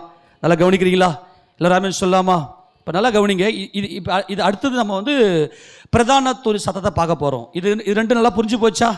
தேவ எக்காலம்னா என்ன? அப்போஸ்தலர் உபதேசம். ஆமென் சொல்லுங்க. அடுத்தது ஆரவாரம்னா என்ன? கிறிஸ்து இயேசுவை எங்கள் இருதயத்தில் தரித்து கொண்டது. அதானே பார்த்தேன் இப்ப. ஆமேனா? ஆரவாரம்னா என்ன? இப்ப இயேசு கிறிஸ்து இருதல் தரித்து கொண்ட யார் பேச்சு வெளிப்படும்? எங்கள் பேச்சும் எங்கள் பிரசங்கமும் நயவசனமுள்ளதா இல்லாம அது ஆவியினால என்ன பண்ணுது? பலப்படுத்தப்பட்டது. பரிசுத்த ஆவியினால இது பலப்படுத்தப்பட்டு இருந்தது என்பதுதான் அந்த பேச்சு, அந்த பிரசங்கம். இப்ப முழுக்க முழுக்க யாரை பத்தி மட்டுமே வெளிப்படும்? இயேசு ராஜாவை பற்றி மட்டுமே வெளிப்படும். இதுதான் அந்த ஆரவாரம், அந்த பேச்சு. என்ன இன்னொரு வசனத்தை வாசிங்க. 2 கொரிந்தியரின் புத்தகத்தில் 2வது அதிகாரத்தில் அப்போஸ்தலர் பவுல் சொல்லுவார் பாருங்க. அந்த வசனத்தில் 17 வசனத்தை வாசிங்க பார்க்கலாம். அநேகரை போல நாங்கள் தேவ வசனத்தை கலப்பாய் பேசாமல் துப்புரவாகவும் தேவனால் அருளப்பட்ட பிரகாரமாகவும் கிறிஸ்துவுக்குள் தேவ சந்நிதியில் பேசுகிறோம். அல்லேலூயா. ஆரவாரிக்கிறோம். புரிஞ்சு போச்சா? ஏன்? இயேசு ராஜாவை எங்கள் இருதயத்தில் நாங்கள் தரித்திருக்கிறோம். எக்கால சத்தத்தை நாங்கள் கேட்டபடினாலே இயேசு கிறிஸ்துவை எங்கள் இருதயத்தில் நாங்கள் தரித்திருக்கிறோம். அவரே எங்கள் மணவாளன். ஆக அநேகரை போல நாங்கள் தேவ வசனத்தை கலப்பாய் பேசாமல் துப்புரவாகவும் தேவனால் அருளப்பட்ட பிரகாரமாகவும் கிறிஸ்துவுக்குள் தேவ சந்நிதியில பேசுகிறோம். ஆக யார் தான் ஆரவாரிக்கிறவங்க? சொல்லுங்க வாய் திறந்து. அப்போஸ்தல உபதேசத்தை கேட்கறவங்க தான் ஆரவாரிக்க முடியும். ஆமெனா? அவங்க கம்பீர சத்தத்தை அறிந்தவர்கள் தான் அவருடைய முகத்தின் வெளிச்சத்தை நடக்க முடியும். புரிஞ்சு போச்சா? அவருடைய முகத்தின் வெளிச்சத்துல நடக்க முடியும். அவர்கள் தான் ஆரவாரிக்க முடியும். ஆக இங்க எக்கால சத்தம் இல்லாமல் ஆர்ப்பரிக்கிறாங்கன்னா அது கள்ளத்தனம். புரிஞ்சு போச்சா அது? ஆக இயேசு ராஜாவை பற்றின அந்த பேச்சு, நாங்கள் அதையே பேசுகிறோம் என்பது துதி. இப்போ உதாரணத்துக்கு இது நல்ல உதாரணத்தை காட்டுற கவனிங்க. இஸ்ரவேல் ஜனங்கள் நியாயாதிபதிகள் ஆட்சி செய்திருந்த காலத்தில் பெலிஸ்தியர்கள் இஸ்ரவேலை ஒடுக்கியிருந்த காலம். அது பெலிஸ்தியர்கள் இஸ்ரவேலை பயங்கரமாய் ஒடுக்கியிருந்த காலம். அந்த காலகட்டத்தில் பார்த்தீங்கன்னா நியாயாதிபதிகள் ஆளுகை செய்து கொண்டு ஏலி அங்கே நியாயாதிபதியாக இருக்கிறார். அப்போ இஸ்ரவேலுக்கும் பெலிஸ்தியர்களுக்கும் பெரிய யுத்தம் நடக்குது. இந்த பெலிஸ்தியர் பெரிய கூட்டமாக இருக்கிறாங்க, நம்ம ரொம்ப சின்ன கூட்டமாக இருக்கிறோம், நம்ம அவங்க கிட்ட தோத்துக்கினே இருக்கிறோமே, நம்ம என்ன செய்யலாம், நம்ம என்ன பண்ணுறது சொல்லினா அவங்க ஒரு முடிவுக்கு வராங்க. என்ன பண்ணுறாங்கன்னா, ஆசரிப்பு கூடாரத்தில் இருக்கக்கூடிய தேவனுடைய உடன்படிக்கை பெட்டியை நம்ம பாளையத்துக்கு நேராக கொண்டு வரலாம். அப்போ அந்த உடன்படிக்கை பெட்டி வந்ததுமே ஜனங்கள் எல்லாம் என்ன செய்தாங்கன்னா எல்லாம் ஆரவாரித்தார்கள். நல்லா கவனிக்கணும். ஆண்டவர் சொன்னார், நீங்கள் உடன்படிக்கை என் சமூகத்தை கொண்டு போங்க, உங்கள் சத்துருக்கு முன்பதாக நீங்கள் யாராகில உங்களுக்கு விரோதமாக வந்தாங்கன்னா என் சமூகத்தை கொண்டு போங்க, நீங்கள் ஆரவாரிச்சிங்கன்னா நீங்கள் என் பிரசனத்துக்குள்ளே இருந்தீங்கன்னா நான் உங்களுக்காக யுத்தம் பண்ணுவேன் அப்படின்னு கர்த்தர் சொல்லியிருந்தார். ஆனால் அன்னைக்கு ஏலி ஜனங்களை சரியாக நியாயம் விசாரித்து நடத்தலை, தான் பிள்ளைங்களே சோரம் போயிட்டாங்க. இப்போ ஆசாரியனாகி ஏலியினுடைய குமாரர் தான் எக்காலம் ஊதணும். எக்கால சத்தத்தை கேட்டாதான் ஜனங்க ஆர்ப்பரிக்கணும், ஆரவாரிக்கணும்.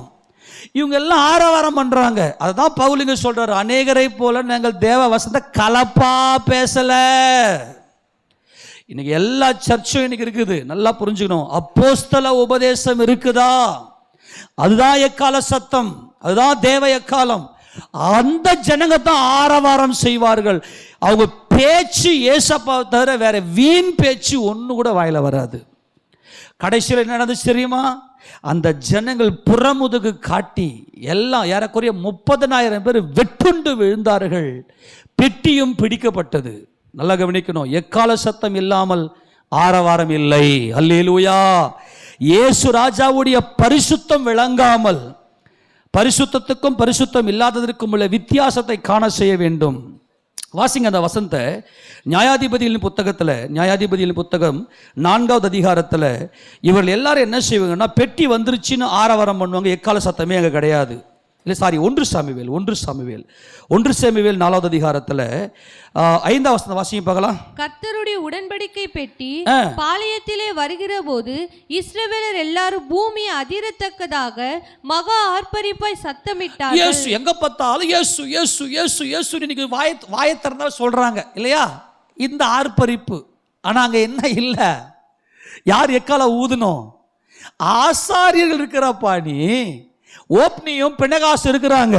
நல்லா கவனிக்கணும், ஓப்னியும் பினகாஸ் இருக்கிறாங்க. அவர்கள் துன்மார்கர், அவர்கள் சோரம் போனவர்கள். இந்த ஜனங்க ஆர்ப்பரிக்கிற ஆர்ப்பரத்தை கேட்ட உடனே அவர்கள் ஆர்ப்பரிக்கிற சத்தத்தை பெலிஸ்தர் கேட்டபோது எபிரேயருடைய பாளையத்தில் இந்த மகா ஆர்ப்பரிப்பின் சத்தம் என்ன என்றார்கள். பின்பு கர்த்தரின் பெட்டி பாளையத்தில் வந்தது என்று அறிந்து கொண்டார்கள். தேவன் பாளையத்தில் வந்தார் என்று சொல்லப்பட்டபடியினால் பெலிஸ்தர் பயந்து. நல்லா கவனிங்க, இவங்க ஆர்ப்பரிக்கிறாங்க. இந்த ஆர்ப்பரிப்பின் சத்தம் என்னன்னு கேட்டதுமே தேவ பிரசன்னம், தேவ சமூகம் அங்கே வந்து விட்டது. எங்க தேவ சமூகம் வந்துச்சு? எக்கால சத்தமே இல்லையே. ஆக எக்கால சத்தத்தை கேட்டாதான் ஆர்ப்பரிக்கணும். இதுதான் உடன்படிக்கை, இதுதான் பிரமாணம். எக்கால சத்தமே கேட்கலையே, எக்காலமே இல்லையே, அப்போஸ்தல உபதேசமே இல்லையே.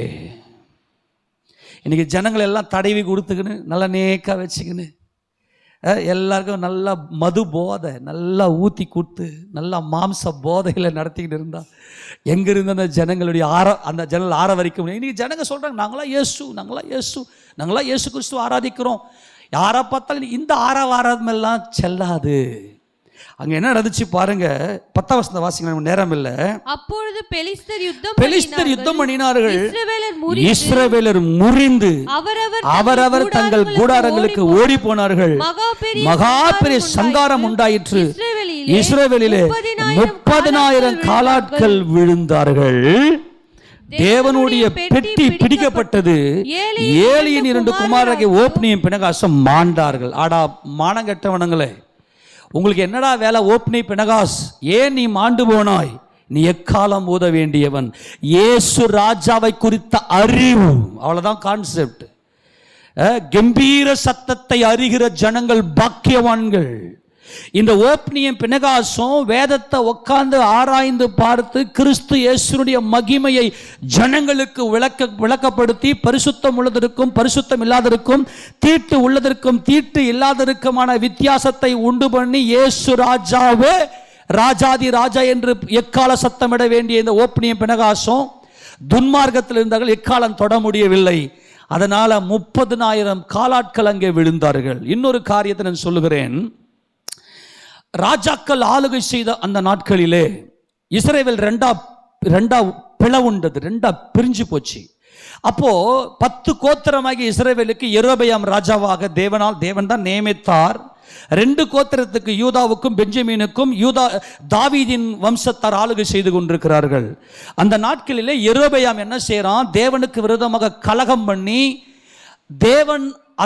தேவனால் தெரிந்து கொள்ளப்பட்ட லேவியர்களாகிய ஆரோனின் வம்சத்தாராகிய ஆசாரியரை தெரிந்து கொள்ளாமல் எவெல்லாம் 2 காளையை கொண்டு வந்து பலி செலுத்தின ஆசாரியன் அப்படின்றானோ அவனையெல்லாம் ஆசாரியன் ஆக்கி வச்சுக்கின்னு, அவர்களுக்கு ஆசாரியம் இல்லை, எக்காலம் ஊதுகிற ஆசாரியன் இல்லைங்க. இந்த யெரொபெயாம் என்ன பண்றான்னா, தேவனுக்கு விரோதமான பாவம் செய்து அவன் என்ன பண்றான்னா, அபியா அப்போ ஆட்சி பண்ணிட்டு இருக்கிறாரு. அபியா யார் அப்படின்னா ரெகொபெயாமுடைய பிள்ளை. இந்த ரெகொபெயாம் யாருன்னா சாலமோனுடைய பிள்ளை. சொல்ல போனா சாலமோனுடைய பேரன் தான் இந்த அபியா. தாவீதுடைய கொல்லு பேரன் இந்த அபியா. அவன் ராஜாவாக இருக்கும்போது இந்த யெரொபெயாம் என்ன செய்யறான்னா, ஒரு பெரிய படையை இறக்கும். 8 லட்சம் பேர் நினைக்கிறேன். 8 லட்சம் பேரோட கூட அவன் என்ன செய்யறான்னாக்கா யூதாவுக்கு விரோதமாக நிற்கிறான். அப்போ அபியா ஒரு பயங்கரமான பிரசங்கம் பண்ணுவார். யெரொபெயாம், இந்த யெரொபெயாம் என்ன செஞ்சிருந்தான்னா, பதிவிடையெல்லாம் வச்சிருந்தான். அதாவது கொரில்லா தாக்குதல் முறை. பதிவிடைனா மறைஞ்சிருந்து போய் தாக்குறது. இந்த பதிவிடையெல்லாம் வச்சுட்டு இந்த யூத ஜனங்களை அழைத்து கொண்டு வந்து யுத்தத்துக்கு வாங்கடா அப்படின்னு நிற்கிறாங்க. இந்த பதிவிடை யூதர்களுக்கு தெரியவில்லை, யூதா ஜனங்களுக்கு தெரியவில்லை. அப்போ அபியா என்ன செய்யறாருன்னா, ஒரு மலையின் மேலே ஏறி போய் நின்று இந்த யெரொபெயாம் கிட்ட யெரொபெயாமை பற்றின ஒரு ரகசியத்தை சொல்வார். உங்களுக்கு ஆசாரியம் கிடையாது, அல்லேலூயா, உங்களுக்கு அப்போஸ்தலர்கள் கிடையாது. நல்லா கவனி. எல்லாரும் இன்னைக்கு இயேசு ராஜான்னு பேர் சொல்லிட்டா எல்லா இடத்துல அவங்க ஆர்ப்பரிக்கிற அந்த ஆரவாரத்தை கர்த்தர் கேட்பாரா? புரிஞ்சு போச்சா இல்லையா? இன்னைக்கு எல்லாருக்கும் அதான் நினைப்பு. இன்னைக்கு இயேசுன்னு பேர் சொல்லிட்டாவே அவங்க கிறிஸ்டியனு. எக்கால சத்தம் கேட்கிற ஜனங்கள் தான் பாக்கியம் உள்ளவர்கள். அறிவு இருக்கிற ஜனங்கள் தான் பாக்கியம் உள்ளவர்கள். அவங்க காதல தான் தேவ எக்காலம் துணிக்கும். ஊழியக்காரன் நீதிமான் என தயவாய் குட்டட்டு ஆண்டவர், ஒரே ஒரு சின்ன கசப்பு வரக்கூடாது ஊழியக்காரன் மேல உங்களுக்கு. அவங்க காதல தான் தேவ எக்காலம் கேட்கும். அடுத்தது, இந்த தேவ எக்காலம் கேட்டாதான் கிறிஸ்து இயேசுவை உங்கள் இருதயத்தில் தரித்து கொண்டு அவரால் நிரப்பப்பட்டிருந்து ஆரவாரிக்க முடியும். எங்க பார்த்தாலும் இயேசு ராஜா உங்களிலே மகிமைப்படுவார்.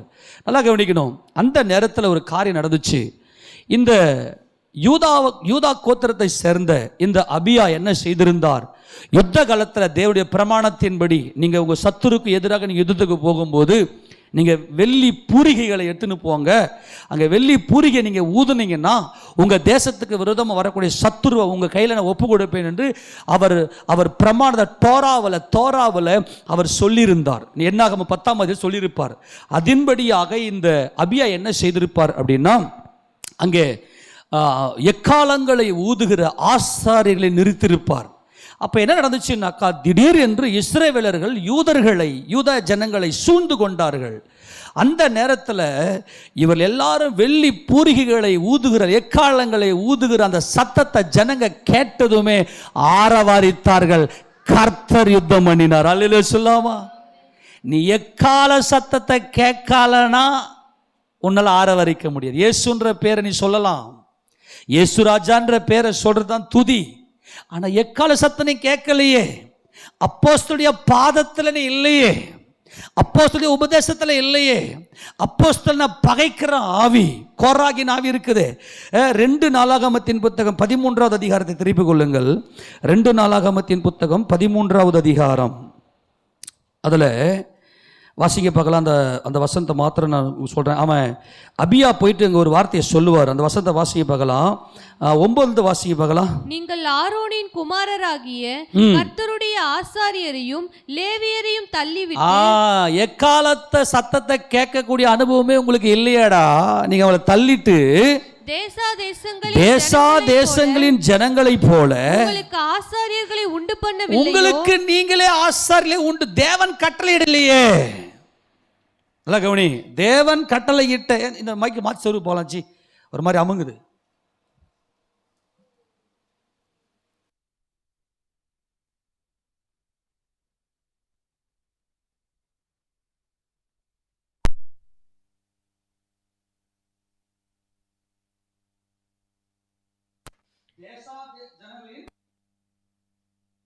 உங்களுக்கு ஆசாரியர்களை உண்டு பண்ணவில்லையோ? உங்களுக்கு ஆசாரியர் நீங்களே உண்டு பண்ணிக்கினீங்களே. கொஞ்சம் வால்யூம் கம்மி பண்ணு. ஆசாரிகளை நீங்களே உண்டு பண்ணிக்கினீங்களே. இதான் கான்செப்ட். நல்லா புரிஞ்சுக்கணும். யாருடைய காதலை தேவ எக்காலம் கேட்கும்? தேவனால் நியமிக்கப்பட்ட அப்போஸ்தலருடைய உபதேசத்தில் நிலைத்திருக்க வேண்டும்.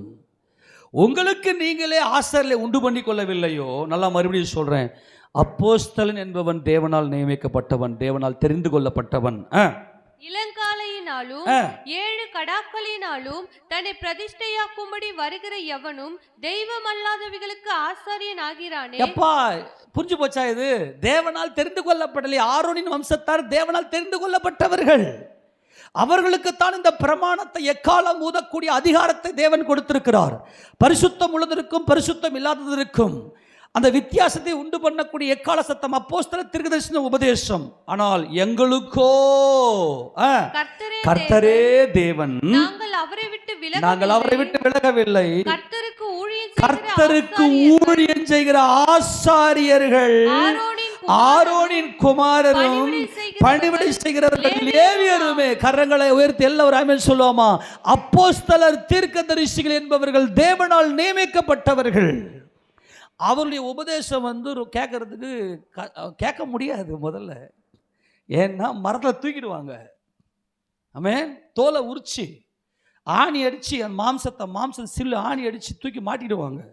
அதுதான் அப்போஸ்தலர் தீர்க்கதரிசன உபதேசம். ஆனால் ஜனங்களுக்கு மதுபானத்தை கொடுத்து போதையில, மகா பாபிலோன் போதை, அந்த போதையை ஊற்றுவங்களாம் இன்னைக்கு என்ன பண்றாங்க? இன்னைக்கு ஆர்ப்பரிக்கிறாங்க, மாட்டிக்குவாங்க. ஆனால் இங்கே கர்த்தர் சொல்ல, எங்களுக்கு ஆர்ப்பரிக்கிற, அதாவது எக்காலம் ஊதுகிற இயேசு ராஜாவே பரிசுத்தர் என்று சொல்லுகிற, அதான் கான்செப்ட். இயேசு ராஜா தேவனுடைய குமாரன் என்று சொல்லுகிற ஆசாரிகள் எங்களுக்கு உண்டு. இப்ப யுத்தம் கலத்துது. அப்ப என்ன நடந்துச்சு பாருங்க. 13 வாசிப்பாங்களா? யெரொபெயாம் அவர்களுக்கு பின்னாக வரத்தக்கதாக ஒரு பதிவிடையை சுற்றி போக பண்ணினான். அப்படியே அவர்கள் யூதாவுக்கு முன் இருந்தார்கள். அந்த பதிவிடை அவர்களுக்கு பின் இருந்தது. யூதா ஜனங்கள் திரும்பி பார்க்கிற போது முன்னும் பின்னும் யுத்தம் நடக்கிறதை கண்டு கர்த்தரை நோக்கி கூப்பிட்டார்கள். ஆசாரியர்கள் பூரிகைகளை முழக்கினார்கள். முன்னாடியும் யுத்த வீரர்கள், பின்னாடியும் யுத்த வீரர்களை மாட்டிக்கினாங்க யூதர்கள். ஆனால் யூதர்கள் கையில, யூதா ஜனங்கள் கையில ஒரு பலத்த ஆயுதம் இருக்கிறது. துதியின் ஆயுதம் இருக்கிறது. துதி அவர்களுடைய வாயில் இருக்கிறது. ஏன்? அவர்கள் எக்கால சத்தத்தை கேட்கிற ஜனங்கள் அவர்கள் பாக்கியவான்கள். கம்பீர சத்தத்தை கேட்கிற ஜனங்கள் பாக்கியவான்கள். தெருவாவை கேட்கிற ஜனங்கள் பாக்கியவான்கள். இவங்க என்ன செய்தாங்க? ஆசாரியர்கள் பூரிகைகளை முழங்கினார்கள். கரங்களை ஊத்துறாமன் சொல்லாமா? எதை முழங்கினாங்க? பூரிகைகளை முழங்கினார்கள். இந்த பூரிகைனா என்னன்னு சொல்லி கொடுத்தேன். கட்சராக் சொல்லுங்க, கட்சோசராக் சொல்லுங்க. கொம்பு எக்காலம்னா சோஃபர். இவங்க என்ன ஊதுனாங்க? பூரிகைகளை ஊதினார்கள். வெள்ளி பூரிகைகளை ஊதினார்கள். ஏன்னா இவங்களுக்கு சத்துருக்கள் வந்து விட்டார்கள். உடனே யூதா மனுஷர் என்ன பண்ணாங்க? ஆர்ப்பரித்தார்கள். கரங்களை தூக்கி ஆமென் சொல்லாமா? ஆர்ப்பரிக்கிறவனுக்கு முன்பதாக அலங்கம் விழும். ஆர்ப்பரிக்கிறவனுக்கு முன்பதாக சத்துரு நிற்க முடியாது. துதிக்கிறவனுக்கு முன்பதாக ஒரு காரியமும் முன்னாடி நிற்காது. அந்த துதி என்பது இயேசு ராஜாவை குறித்த மகிமையே. என் உதட்டில் அவரை குறித்த பேச்சு தான் இந்த ஆர்ப்பரிப்பு. அவருடைய மகிமையை பிரசங்கிப்பதே, அவருடைய மகிமையை பேசுவதே. இந்த துதிக்கிறவர்களுக்கு முன்பதாக சத்துரு நிற்க முடியாது. அங்கே இளைப்பாறுதல், சமாதானம், சந்தோஷம், அங்கே மன நிம்மதி, சமாதானத்தை மாத்திரமே அருளுகிற தேவனாய் அவர் இருக்கிறார். யூதா மனுஷர் ஆர்ப்பரித்தார்கள். யூதா மனுஷர் ஆர்ப்பரிக்கிற போது தேவன் யெரொபெயாமையும் இஸ்ரவேல் அனைத்தையும் அபியாவுக்கும் யூதாவுக்கும் முன்பாக முறியடித்தார். கரங்களை தட்டி தேவனுக்கு மகிமை செலுத்துவோமா? கர்த்தருடைய பரிசுத்த நாம மகிமைப்படுவதாக. இப்ப நமக்கு யாரு இல்ல? சத்துரு இல்ல, சாபம் இல்ல. ஏன்? அங்கே எக்கால சத்தம் இருந்தது. அந்த எக்கால சத்தத்தை கேட்டு ஜனங்கள் ஆரவாரம் செய்தார்கள், ஆர்ப்பரித்தார்கள், துதித்தார்கள். டெகிலா, அந்த துதிக்கு பேரு டெகிலா. கர்த்தருடைய பரிசுத்த நாமம் மகிமைப்படுவதாக. ஆக தேவ எக்காலம் இருந்தது, அங்கே ஆரவாரம் இருந்தது. ஆக யாரெல்லாம் அப்போஸ்தல தீர்க்கதரிசன உபதேசத்தில் நிலைத்திருக்கிறார்களோ அவர்களுக்குள்ள ஆரவாரமாகிய கிறிஸ்து இயேசுவை தரித்து கொண்ட, கிறிஸ்து இயேசுவை அறிகிற பூரண அறிவினால் அவர்கள் நிரப்பப்பட்டிருப்பார்கள். அடுத்தது பார்த்தீங்கன்னாக்கா தேவன் பிரதான தூதனுடைய சத்தம். பிரதான தூதனுடைய சத்தம். இந்த பிரதான தூதனுடைய சத்தம் என்பது என்ன அப்படின்னா, ஆசாரியனுடைய உதடுகள் அறிவை காக்க வேண்டும். என்ன காக்கணும்? ஞானமா செயல்படணும். இவங்க வாயில எந்த இடத்துல இருந்தாலும் அறிவின் பேச்சு, தேவனை குறித்த மகிமையின் அறிவின் பேச்சு வெளிப்பட வேண்டும். ஆக பிரதான தூதனுடைய சத்தம் என்பது ஆசாரியனுடைய உதடுகள் அறிவை காக்க வேண்டும். கர்த்தருடைய வேதத்தை அவன் வாயிலே தேடுவார்களே என்று வேதம் சொல்கிறது. ஆக இந்த பிரதான தூதன் என்பது தேவனால் தெரிந்து கொள்ளப்பட்ட தூதனாகிய ஊழியக்காரன். அவன் வாயில எந்த இடத்துல நின்று பேசினாலும் அவன் அறிவை காக்க வேண்டும், அறிவோடு பேச வேண்டும். ஒருத்தனும் மேற்கொள்ளக்கூடாது ஊழியக்காரனை. எந்த இடத்துல நின்று பேசினாலும் ஊழியக்காரன் தான் ஜெயிக்கணும், ஊழியக்காரன் தான் ஜெயிப்பான்.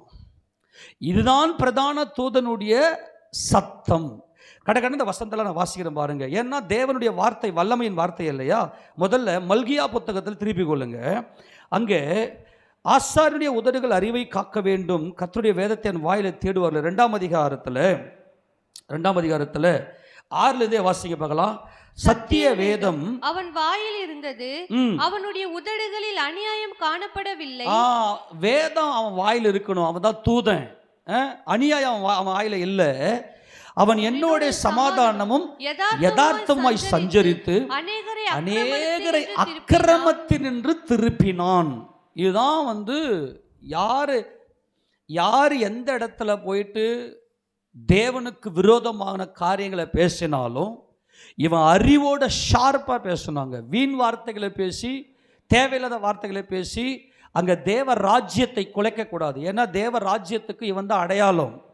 ஆக நாம் சில வேளைகள் நம்ம போய் பேசுவோம், அங்கே போய் தோத்துடுற மாதிரி இருக்கும், நமக்கு அந்த பவர் இருக்காது. இந்த சத்தம் என்பது தேவனுடைய வார்த்தையின் வல்லமை. அவன் சரியாக ஆக்டிவேட் பண்ணணும், மேய்க்கணும், சபையை மேய்க்கணும், அல்லது உபதேசத்துக்காக ஸ்ட்ராங்காக நிற்கணும். எந்த இடத்துல எங்கே பேசினாலும் கரெக்டாக பேசணும். நல்லா கவனிங்க. அவன் அநேகரை அக்கிரமத்தினின்று அவன் என்ன பண்ணுறான்? திருப்புகிறான். இந்த சத்தம் கரெக்டாக வரணும் இவங்கிட்ட இருந்து. ஏனென்றால் ஆசாரியனுடைய உதடுகள் அறிவை காக்க வேண்டும், வேதத்தை அவன் வாயிலே தேடுவார்களே, அவன் சேனைகளினுடைய கர்த்தரினுடைய தூதன். நல்லா கவனிங்க. யார் இவன்? தூதன். நல்லா கவனிங்க. இவன் எந்த இடத்துல இருந்தாலும் என்ன பேச்சை பேசினாலும், யாரு கூட போய் உபதேசம் பண்ணி தனிப்பட்ட ரீதியில் பேசினாலும் ஷார்ப்பான வார்த்தைகளை சொல்லி அவன் சத்தம் தேவ ராஜ்யத்தை உறுதி செய்ய வேண்டும். சத்தியத்துக்கு தூணும் ஆதாரமாய் அவன் இருக்க வேண்டும். இந்த தூதன் என்பது யார் என்றால் அவன் ஒளியின் தூதன். எடுத்து வாசிக்க பார்க்கலாம். 2 கொரிந்தியரின் புத்தகம் 11வது அதிகாரத்தில் இவன் யார் என்றார், ஒளியின் தூதனாய் இவன் இருக்கிறான். இவன் தான் தேவனால் தெரிந்து கொள்ளப்பட்ட அப்போஸ்தல தீர்க்கதரிசி என்கின்ற அந்த மகிமைக்குள்ளே வருகிறவன். வாசிக்க பார்க்கலாம். 2 கொரிந்தியர் 11வது அதிகாரத்தில் 13வது வசனம் வாசிக்க பார்க்கலாம். அப்படிப்பட்டவர்கள் நல்ல அப்போஸ்தலர்கள், கபடமுள்ள வேலையாட்கள், கிறிஸ்துவினுடைய அப்போஸ்தலரின் வேஷத்தை தரித்து கொண்டவர்களாய் இருக்கிறார்கள். அது ஆச்சரியமல்ல, சாத்தான ஒளியின் தூதனுடைய வேஷத்தை தரித்து கொள்வானே. ஆகையால் அவனுடைய ஊழியக்காரரும் நீதியின் ஊழியக்காரர். இந்த நீதியின் ஊழியக்காரர் என்பவன் தான் ஒளியின் தூதன். இந்த ஒளியின் தூதன் எப்படிப்பட்டவன் என்றால், அநேகரை அக்கிரமத்தினின்று திருப்புகிறவன். ஆமென் சொல்லுங்க பார்க்கலாம். அநேகரை என்ன செய்யறான்? அக்கிரமத்தினின்று திருப்புகிறவன். இவன் சத்தம் எல்லா ஜனங்களையும் தேவ ராஜ்யத்துக்குள்ள இழுக்கக்கூடியதாய். இன்னைக்கு நிறைய பேர் சுவிசேஷ ஊழியம் செய்றீங்க இல்லையா? அங்கே இயேசு ராஜாவுடைய வார்த்தையின் வல்லமை எல்லாருக்குள்ள சென்று எல்லாரையும் திருப்பக்கூடியவனாய், தேவ ராஜ்யத்துக்குள்ள இழுக்கக்கூடியவனாய். இந்த ஒளியின் தூதன் எப்படிப்பட்டவன்? சமயம் வாய்த்தாலும் வாய்க்காவிட்டாலும் ஜாக்கிரதையாய் திருவசனத்தை பிரசங்கிக்கிறவன். யாரை சாட்சியாக வைக்கிறார் அப்போஸ்தலனாகிய பவுல் என்று பார்க்கும்போது வாசிக்க போல தீமோத்தேயு நிருபத்தில் 1 தீமோத்தேயு 5வது அதிகாரம், 1 தீமோத்தேயு 5வது அதிகாரத்தில் அங்கே 1 தீமோத்தேயு 4வது அதிகாரம் 1 வாசிக்கிற. 2 தீமோத்தேயு 4ஆம் அதிகாரம் 1. 2 தீமோத்தேயு 4ஆம் அதிகாரம் 1 வாசிங்க. நான் தேவனுக்கு முன்பாகவும் உயிரோடு இருக்கிறவர்களையும் மரித்தவர்களையும் நியாயந்தீர்க்க போகிற கர்த்தராகிய இயேசு கிறிஸ்துவுக்கு முன்பாகவும் அவருடைய பிரசன்னமாகுதலையும் அவருடைய ராஜ்யத்தையும் சாட்சியாக வைத்து கட்டளையிடுகிறதாவது, சமயம் வாய்த்தாலும் வாய்க்காவிட்டாலும் ஜாக்கிரதையாய் திருவசனத்தை பிரசங்கம் பண்ணு என்று கர்த்தர் இங்கே சொல்றாரு இல்லையா?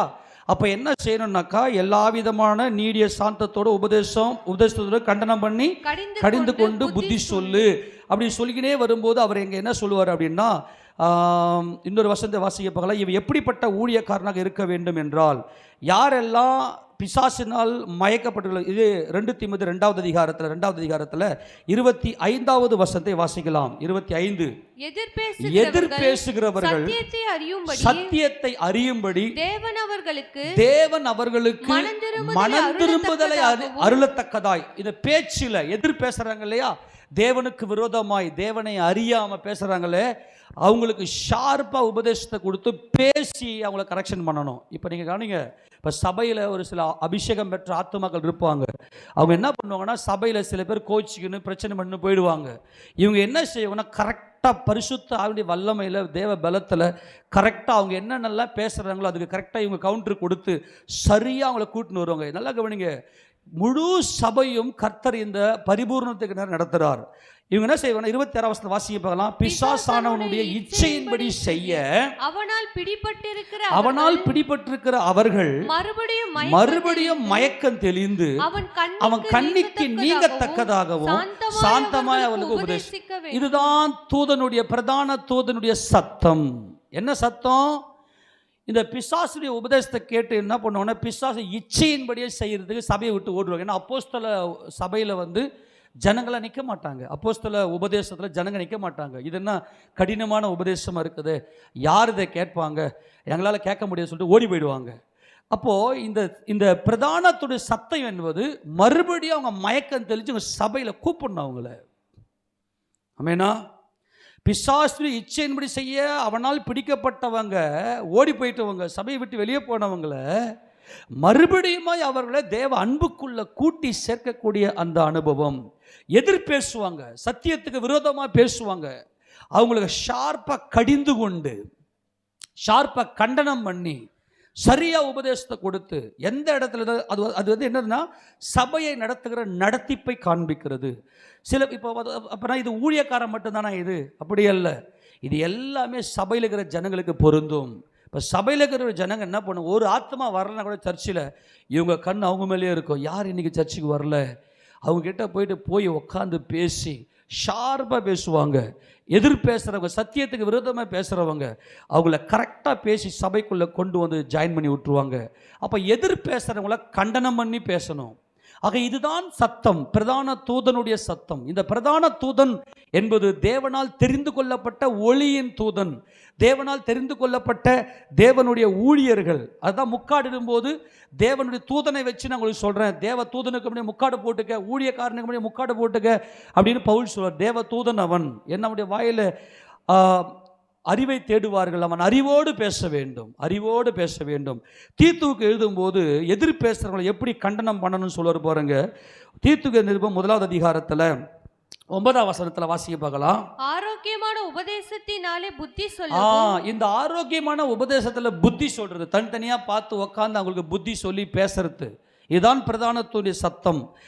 எதிர் பேசுகிறவர்களை கண்டனம் பண்ண வல்லமை இருக்கணும். அதான் சொல்லிட்ட, சத்தம் என்பது வல்லமை இருக்கணும். யார் எதிர்த்து பேசினாலும் அல்லது பிசாசினுடைய கண்ணியில் பிடிக்கப்பட்டு அவங்க மயங்கி போய் அந்த இச்சைக்கு ஓடினவங்களை மறுபடியும் சபையில் கூட்டி சேர்க்கிறது, இதுதான் பிரதான தூதனுடைய சத்தம். ஐ மீன் சொல்லாமா? அப்புறம் பாருங்க, இதை தீத்துக்கு நிருபத்தில் 2ஆம் அதிகாரம் 15 வசனத்தை வாசிக்கும் போது, இவைகளை நீ பேசி போதித்து சகல அதிகாரத்தோடும் கடிந்துகொள், ஒருவனும் உன்னை அசட்டை பண்ண இடம், ஒருத்தனும் ஊழியக்காரனுக்கு அசட்டை பண்ணுறதுக்கு இடம் கொடுக்க கூடாது. அதே மாதிரி சபையினுடைய உபதேசத்துக்கு அசட்டை பண்ணக்கூடிய அந்த அதிகாரத்தை யாருக்குமே கொடுக்காம அவங்கள கண்டனம் பண்ணி சபையின் மேலே ஒரு பாரம் வந்துடும். சபையில் இருக்கிற விசுவாசி, இதெல்லாம் ஊழியக்காரன் சபை விசுவாசி எந்த பாகுபாடும் இல்லை. ஆனால் தேவன் இந்த அபிஷேகத்தை தேவனே கொடுத்து நடத்துகிறார். ஆக தேவ எக்காலம், அப்புறம் ஆரவாரம், பிரதானத்துடைய இந்த சத்தம், இந்த 3 காரியங்களும் யாருக்குள் இருக்கிறதோ, ஓப்பனாக ஒரே வார்த்தை சொல்ல போனால் தேவ பரிசுத்தம் ஆத்ம மேலே பாரம். ஆமேனா? தேவ பரிசுத்தமும் ஆத்ம மேலே பாரமும் இருக்கக்கூடிய இவர்கள் தான் வருகையில் எடுத்துக்கொள்ளப்படுகிறார்கள். அன்பானவர்களே, ஆக நமக்கு தெளிவாக தெரிஞ்சு போச்சு. இப்போ நம்ம எல்லாம் மறுபடியும் ஒரு முறை ரிப்பீட் பண்ணிக்கலாமா? சரி. தேவ எக்காலம் அப்படின்னா என்ன? அப்போஸ்தலர் தீர்க்க தரிசன உபதேசம். Very good. ஆரவாரம் அப்படின்னா என்ன? கிறிஸ்து இயேசுவை தரித்து கொண்டு அவர் மகிமையே பேசுவது. கிறிஸ்து இயேசுவை தங்கள் இருதயத்தில் தரித்து கொண்டு அவர் மகிமையே பேசுகிறவர்கள். சரி. பிரதானத்துடைய சத்தம்னா என்ன? பிரதானத்துடைய சத்தம்னா என்ன? சத்தியத்தை அறிவோடு பேசுவது. சத்தியத்தை அறிவோடு பேசுவது. சத்தியத்தை எப்படி பேசணும்? அறிவோடு பேசணும். அப்போ என்ன பண்ணணும்? யாரும் எப்பேற்பட்ட வல்லமைகளையும் எதிர் வல்லமைகளையும் கடிந்து கொண்டு கண்டனம் பண்ணி சத்தியத்தை அறிவோடு பேசி தேவ ராஜ்யத்தை நிலைவேற்றுவது, சத்தியத்தை அறிவோடு பேசுவது தன் பிரதானத்துடைய சத்தம். இந்த அபிஷேகம் யாருக்குள்ள இருக்கிறதோ அவர்களுக்கு கர்த்தராகிய இயேசு கிறிஸ்து சீக்கிரமாய் வந்து நித்திய காலமாய் நாம் அவரோடு கூட வாழும்படிக்கு நம்மை மீட்கிறதுக்கு அவர் சீக்கிரமாய் வரப்போகிறார். எல்லா கரண்ட் சொல்லாமா? நம்ம எல்லாரும் முழங்கால் படிடலாம். எல்லா முழங்கால் படிட்டு, அன்பின் ஆண்டவரும்